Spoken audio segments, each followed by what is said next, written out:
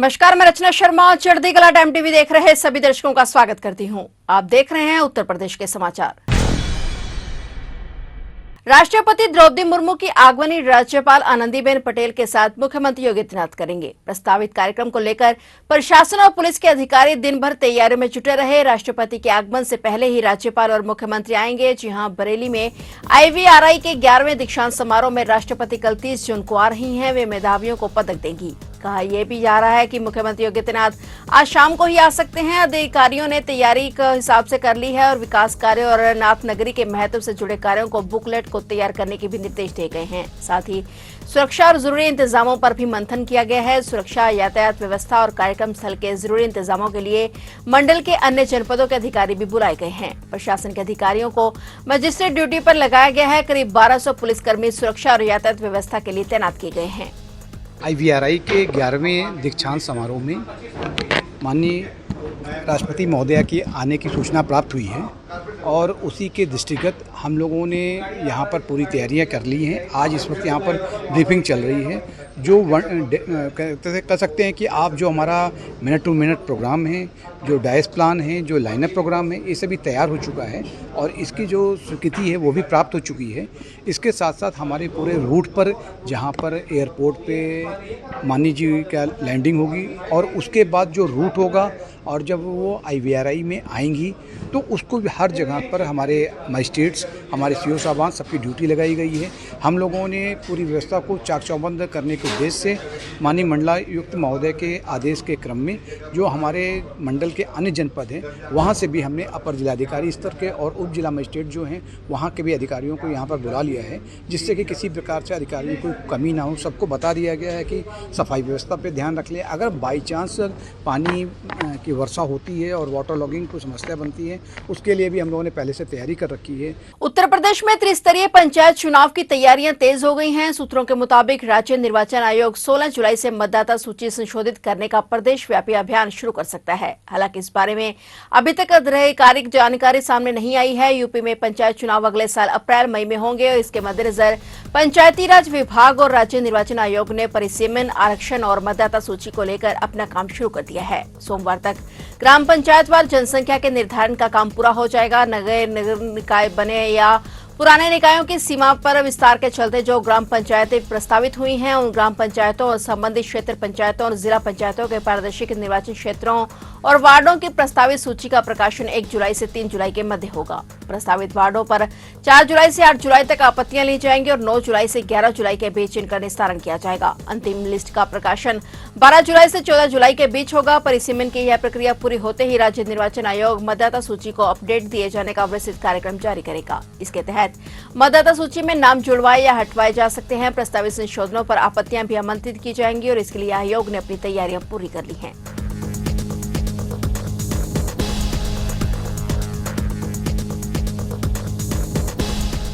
योगी सरकार ने तकनीकी शिक्षा को एक नई दिशा देने की पहल करते हुए प्रदेश के 5 राजकीय इंजीनियरिंग कॉलेजों के नाम देश के महापुरुषों और ऐतिहासिक व्यक्तित्वों के नाम पर रखे जाने का ऐलान किया है। एक आधिकारिक बयान में यह जानकारी दी गई और यह निर्णय केवल एक औपचारिक नामकरण नहीं बल्कि एक सामाजिक, सांस्कृतिक और नैतिक उद्देश्य से प्रेरित बड़ा कदम है। इसका उद्देश्य इंजीनियरिंग शिक्षा को सिर्फ तकनीकी दक्षता तक सीमित न रखते हुए छात्रों को सामाजिक चेतना, न्याय, समझता और प्रेरणा से भी जोड़ना है। बयान के मुताबिक राजकीय इंजीनियरिंग कॉलेज प्रतापगढ़ अब भारत रत्न बाबा साहेब भीमराव अंबेडकर राजकीय इंजीनियरिंग कॉलेज प्रतापगढ़ कहलाएगा और राजकीय इंजीनियरिंग कॉलेज मिर्जापुर अब सम्राट अशोक राजकीय इंजीनियरिंग कॉलेज मिर्जापुर के नाम से जाना जाएगा। राजकीय इंजीनियरिंग कॉलेज बस्ती का नाम अब भारत रत्न सरदार वल्लभ भाई पटेल राजकीय इंजीनियरिंग कॉलेज बस्ती होगा और इसी तरह राजकीय इंजीनियरिंग कॉलेज गोंडा अब मां पाटेश्वरी देवी राजकीय इंजीनियरिंग कॉलेज गोंडा होगा और राजकीय इंजीनियरिंग कॉलेज मैनपुरी अब लोकमाता देवी अहिल्याबाई होलकर राजकीय इंजीनियरिंग कॉलेज मैनपुरी के नाम से जाना जाएगा। मुख्यमंत्री योगी आदित्यनाथ द्वारा लिया गया यह निर्णय राज्यपाल आनंदीबेन पटेल की स्वीकृति के बाद अब औपचारिक रूप से लागू हो गया है।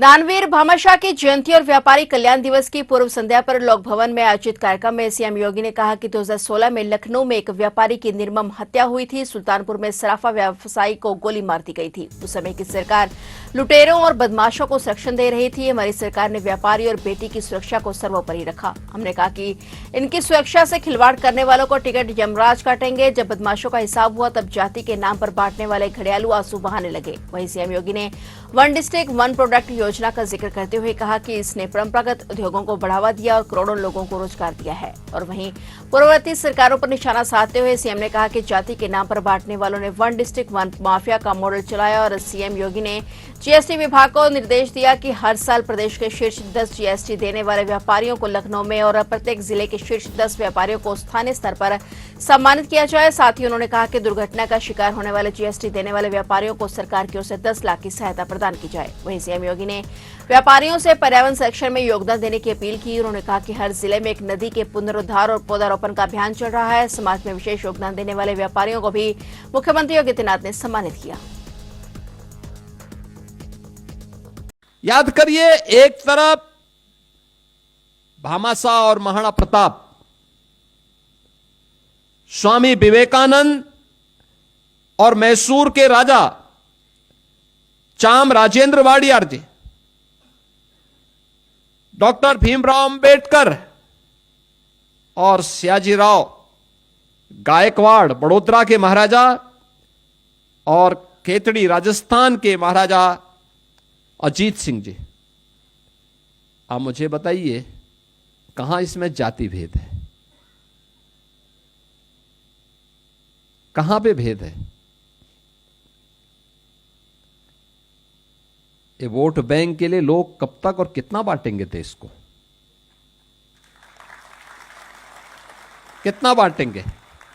ये बांटने वाले लोग वही हैं जिनको जब अवसर मिला था तो उन दुर्दांत माफियाओं के सामने नाक रगड़ रहे थे।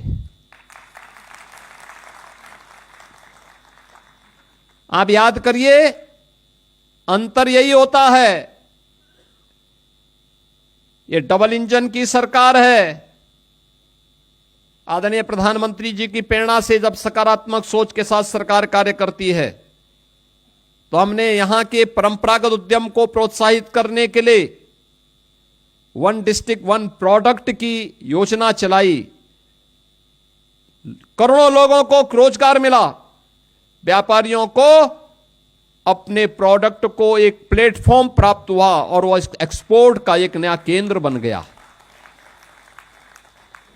लेकिन इस जाति के नाम पर बांटने वाले लोगों ने माफियाओं के सामने सत्ता को गिरवी रख दिया था और इन्होंने वन डिस्ट्रिक्ट वन माफिया देकर के प्रदेश की कानून व्यवस्था को पूरी तरह सत्यानाश करके रख दिया था। ये वही लोग हैं, आज भी ये लोग घूमते हैं। क्योंकि पहले तो नौकरी के नाम पे वसूली करते थे, आज जब वसूली का धंधा बंद हो गया, गुर्गों की दुकानों को बंद करा दिया गया, अब ये लोग जाति के नाम पर बांटने का काम कर रहे हैं। जगह जगह जाकर के जगह जगह जा रहे हैं। मैं तो बार बार इस बात को कहता हूं कि बटोगे तो कटोगे। उत्तर प्रदेश के जौनपुर जिले में सिकरारा थाना क्षेत्र में भाजपा नेता प्रमोद यादव हत्याकांड में वांछित 25,000 रुपए के इनामी गैंगस्टर को पुलिस ने गिरफ्तार कर लिया है। पुलिस अधीक्षक ने ये जानकारी देते हुए बताया कि मुखबिर की सूचना पर बरगुदर पुल से भाजपा नेता प्रमोद यादव की हत्या में वांछित 25,000 रुपए का इनामी गैंगस्टर संगम यादव को सिकरारा पुलिस ने गिरफ्तार किया है। संगम यादव हुसैनाबाद थाना शाहगंज क्षेत्र का रहने वाला है और इसके विरुद्ध कुल 14 आपराधिक मुकदमे विभिन्न स्थानों पर दर्ज है। यह पिछले 1 साल से फरार चल रहा था। बाइक सवार बदमाशों ने शादी का कार्ड देने के बहाने उन्हें गोली मार दी थी और घटना के बाद पीड़ित परिजनों की शिकायत पर पुलिस ने कई आरोपियों को गिरफ्तार कर जेल भेजा था। अब संगम यादव की गिरफ्तारी से मामले की जांच और मजबूत हुई है। उन्होंने कहा कि सिकरारा थानाध्यक्ष उदय प्रताप सिंह ने इस हत्याकांड के सभी आरोपियों पर कार्रवाई जारी रखी है और किसी को भी बख्शा नहीं जाएगा।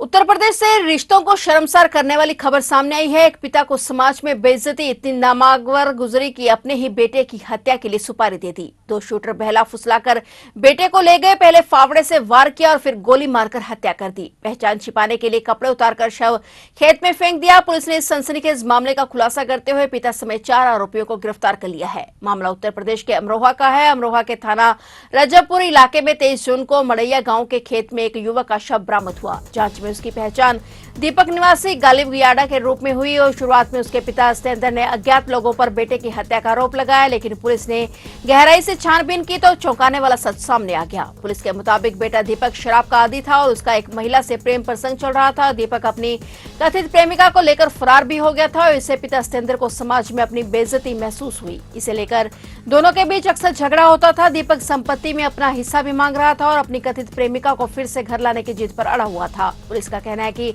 इसी बात से नाराज होकर सतेंद्र ने अपने बेटे की हत्या की साजिश रच डाली।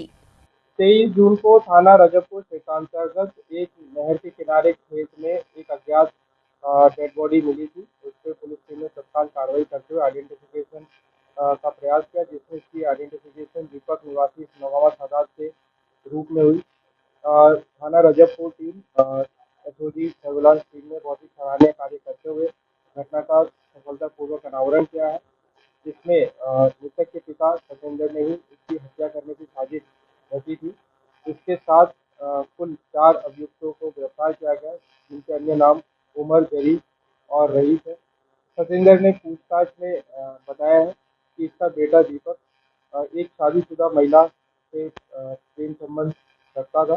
पूर्व में इस महिला को भगाने के लिए इससे मुकदमा भी पंजीकृत इसके महिला के पति ने कराया था। बाद में इनके बीच में समझौता हो गया था।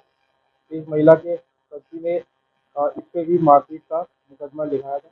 इसने कई बार अपने बेटे को समझाने का प्रयास किया। इस महिला के 2 बच्चे भी थे बड़े, इसलिए इसको मना भी करता था।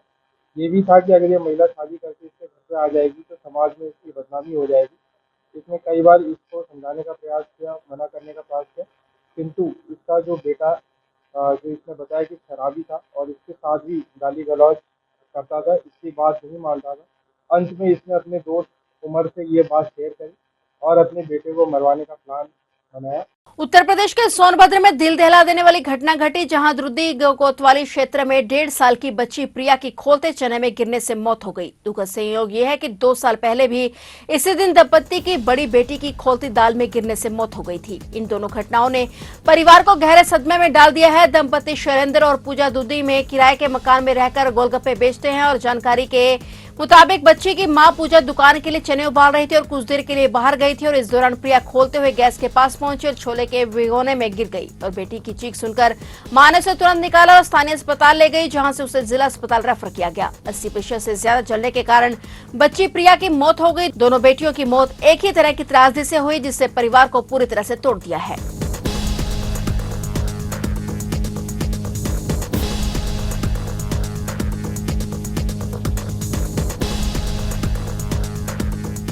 यूपी में बिजली के निजीकरण का मामला अब आक्रामक होता जा रहा है। 2 कर्मचारियों पर केस दर्ज होने के बाद बिजली कर्मियों ने इस मामले में देशव्यापी आंदोलन की बात कही है। निजीकरण का विरोध कर रहे बिजली कार्मिकों पर विजिलेंस में रिपोर्ट दर्ज कराने, मनमानी तरीके से हुए तबादले और विभिन्न मामलों में हुई कार्रवाई से बिजली कर्मियों का आक्रोश बढ़ता जा रहा है। बिजली कर्मियों ने पावर कॉर्पोरेशन प्रबंधन पर उत्पीड़न का आरोप लगाया है और इसके साथ ही 2 जुलाई को होने वाले राष्ट्रव्यापी विरोध प्रदर्शन की तैयारी तेज कर दी है। विद्युत कर्मचारी संयुक्त संघर्ष समिति की ओर से शनिवार को भी विभिन्न जिलों और परियोजनाओं पर विरोध प्रदर्शन किया गया था। इनमें अभियंताओं पर विजिलेंस रिपोर्ट दर्ज कराने पर निंदा की गई है। प्रबंधन पर आपातकाल जैसा वातावरण बनाने का आरोप लगाया गया। इसी क्रम में national coordination committee of electricity employees and engineers की बैठक में पावर कॉर्पोरेशन प्रबंधन और शासन के अधिकारियों पर मिलीभगत का आरोप लगाया गया। पदाधिकारियों ने कहा कि निजीकरण की प्रक्रिया और दमनकारी रवैये के विरोध में 2 जुलाई को राष्ट्रव्यापी विरोध प्रदर्शन होगा। उन्होंने कहा कि कई अन्य नेताओं पर भी एफआईआर दर्ज की जा सकती है। इसका हर स्तर पर विरोध किया जाएगा।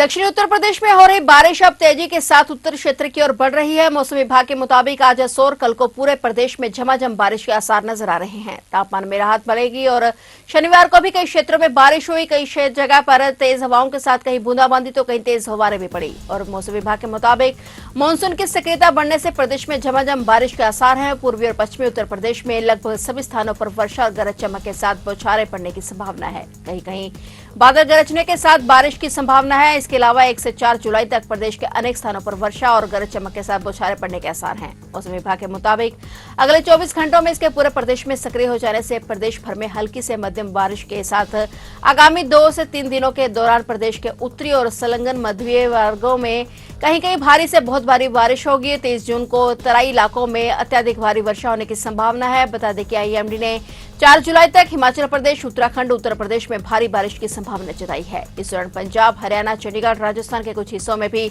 बारिश होगी। ओडिशा, कर्नाटक, केरल और पूर्वोत्तर के राज्यों में भी अत्यधिक बारिश की संभावना है।